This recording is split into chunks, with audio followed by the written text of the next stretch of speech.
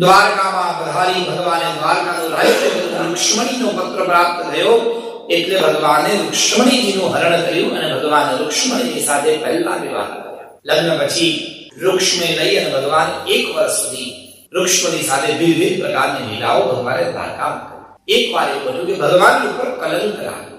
વિચાર કરો સજ્જનો, આ દુનિયા છે, સારું કરીશું કે ખરાબ કરીશું, સારું કરશો કે ખોટું કરશો. આપણી પાછળ તો લોકો સારું બોલવાના નથી, બોલો જય શ્રી કૃષ્ણ. બહુ ઓછા હોય કે આપણી પાછળ સારું છે. આપણા ઘરે આવે, બહુ પ્રેમથી જમે, 3 લાડવા ખાઈ જાય, એ વાસુની વાટકી પી જાય, બધું પી જાય, અને ઘેર જઈને કે બધું બરાબર હતું પણ કચુંબરમાં મીઠું નહોતું. બોલો, તમે 3 વાટકી વાસુની ખાઈ ગયા. એટલે ક્યાંક અને આપણા બધાનું મારો અને તમારો બધાનો સ્વભાવ એવો છે. આખી જ બીજ જો બહુ સરસ હોય, એમાં જો એક કાળું ટપકું હોય તો આપણને બીજ સફેદ છે એવું લાગે. એટલે ઇન્દ્રગ્રા કાળા દોષાનુગ્રાહી મનુષ્ય, આ મનુષ્યનો સ્વભાવ છે ને, એને દોષ દેખાય. આખી ગાડી સાફ કરી ના દેખાય, પણ પેલો કચરો નાખવાનો રહી ગયો હોય કે બોલો અહીં નહીં પડ્યો ને તમારો, દર વખત તમારો વાત છે, અમારે આવું છે. બોલો જય શ્રી કૃષ્ણ. બધા જીપીએસ એવા જ હોય કે આપણે બધા એવા છીએ. દ્વારકાધીશ સ્વયં પરમાત્મા ઉપર લોકોએ કલંક લગાડ્યું. વિચાર કરો સાહેબ, ધ્યાન આપો, કેવી સુંદર ગાથા છે. એક સત્રાજીત નામના રાજા હતા. સત્રાજીત રાજા ભગવાન સૂર્યના બહુ જ મોટા ઉપાસક. સારી હેલ્થ માટે, ઉત્તમ શરીર માટે વ્યક્તિ સૂર્યોપાસના કરવી જોઈએ. અમારું શાસ્ત્ર કહે છે રોજ સવારમાં સૂર્યોપાસના કરે, સૂર્ય ભગવાનને 1 લોટો ભરીને જળ ચડાવે, રોજ સૂર્યનારાયણ ભગવાનની જે પૂજા કરે, એને કેટલાય વર્ષો સુધીના જીવનમાં દરિદ્રતા નથી આવતી. રોગ ભગવાન દૂર કરે છે સૂર્યની ઉપાસના. સાથે સાથે સૂર્ય ભગવાન તેજ આપે. સત્રાજીત સૂર્યનારાયણ ભગવાનનો બહુ જ મોટો ઉપાસક.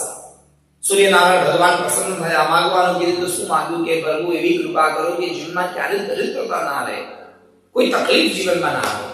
અને તકલીફ દૂર કરવા માટેનું એક જ સાધન પૈસો. બોલો જય શ્રી કૃષ્ણ. વિટામિન એમ બોલે તો મની. એની માટે આપણે બધા જ અમેરિકા આવ્યા છે. બહુ જ કરવું શક્ય છે. તો ત્યાં સુખી હતા, બધા પૈસાની પાછળ છે. પણ પૈસો અતિ આવશ્યકતા કરતા વધારે પૈસો જો વ્યક્તિને ભોગ વિલાસમાં લઈ જાય તો એ જ પૈસો એ વ્યક્તિનું પતન. અને બહુ જ પૈસો હોય ના નહીં, પણ એ બહુ જ પૈસાની સાથે જો ઘરમાં ઠાકોરજીની સેવા હોય, આપણો પૈસો આપણે સત્કાર્યમાં વપરાતી હોય તો એ જ સત્કાર્ય વ્યક્તિને બહુ જ ઉત્તમ કક્ષા સુધી પહોંચાડી દે. એટલે પૈસો ક્યાં વાપરવો, સંપત્તિ ક્યાં વાપરવી, વાણી ક્યાં વાપરવી, અને વ્યવહાર કોની સાથે કેવો કરવો, એ બહુ જ વિચારી કરવું જોઈએ. નીતિશાસ્ત્રમાં લખ્યું છે કે ગાળ્યા વગર પાણી ન પીવું. બોલો જય શ્રી કૃષ્ણ. વિચાર્યા વગર વાતો ન કરવી. જેવા તેવા વ્યક્તિ જોડે વાતો કરવા જઈએ તો આપણને ઊંધે રવાડે ચડાય. એટલે જેની સાથે બહુ જ વિચારીને એની સાથે વાત કરવી. વિચાર્યા વગર બોલવું નહીં, અને સમજ્યા વગર કોઈ કાર્ય કરવું નહીં. સમજીને જ બધા કાર્ય કરવા.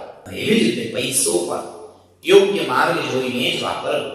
સારી જગ્યાએ સત્કર્મમાં વાપરેલો પૈસો એ વાપરનારનું કલ્યાણ કરે, અને જેને પ્રાપ્ત થાય એનું પણ કલ્યાણ થાય. મને પ્રભુ એવી કૃપા કરો કે ક્યારે કોઈ તકલીફ ન પડે. અને સૂર્યનારાયણ ભગવાને સત્રાજીતે એક મણી આપ્યો. એવો મણી આપ્યો કે રોજ સવારમાં 8 ભાર સોનું આપે. બોલો જય શ્રી કૃષ્ણ.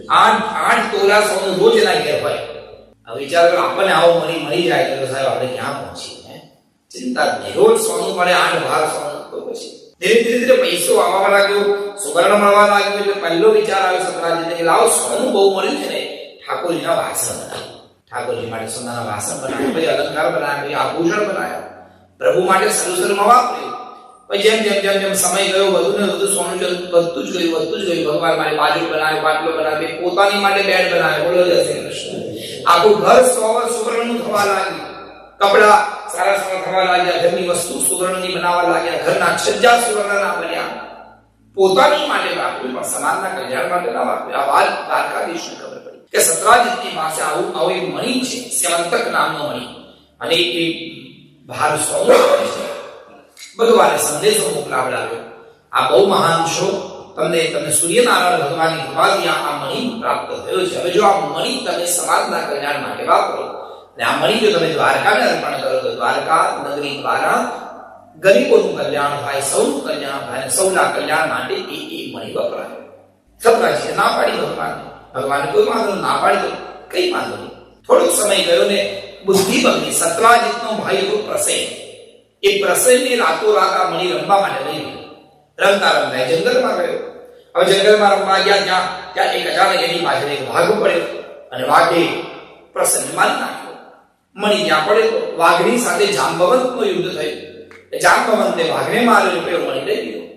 અને જાંબવંતે આ મણી એની દીકરી જાંબુવતીને આપી. જાંબુવતી ગુફાની બહાર બેઠી આ મણી પથ્થરની જેમ લડ્યો.